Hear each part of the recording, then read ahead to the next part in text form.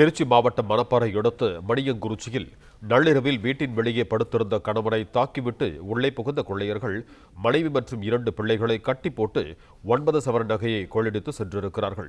இதுகுறித்த கூடுதல் விவரங்களோடு இணைகிறார் எமது செய்தியாளர் கலைவேந்தன். வணக்கம் கலைவேந்தன், உங்களிடம் இருக்கும் தகவல்களை சொல்லுங்க.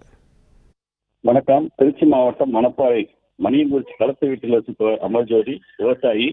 நேற்று இரவு 10 மணி அளவில் இவர் வீட்டில் வழக்கம் போல் உறங்க சென்ற நிலையில் வீட்டில் பின்புறம் உள்ள வாழைத்தோட்டம் வழியாக வீட்டினுள் நுழைந்த 5 கொள்ளையர்கள் வெளியில் படுத்திருந்த அமர்ஜோதியை தாக்கிவிட்டு வீட்டிற்கு சென்று வீட்டில் உறங்கிக் கொண்டிருந்த அவரது மனைவி பிச்சையம்மாள், மகன் ஆகியோரை வலை கட்ட பயன்படும் நாடாவால் கட்டி போட்டு பிச்சையம்மாள் கழுத்தில் கத்தியை வைத்து நகை பணம் எங்குள்ள என மிரட்டி பீரோவில் வைக்கப்பட்டிருந்த 1,40,000 பணம் மற்றும் 9 சவரன் தங்க நகைகளை அந்த மர்ம கும்பல் கொள்ளையடித்து சென்றுள்ளனர்.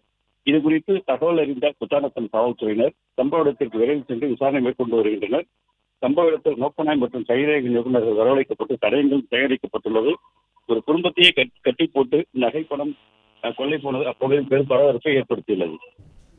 பிளே ஸ்டோர் மற்றும் ஆப் ஸ்டோரில் இருந்து பாலிமர் செயலியை QR கோடு மூலம் பதிவிறக்கம் செய்யுங்கள்.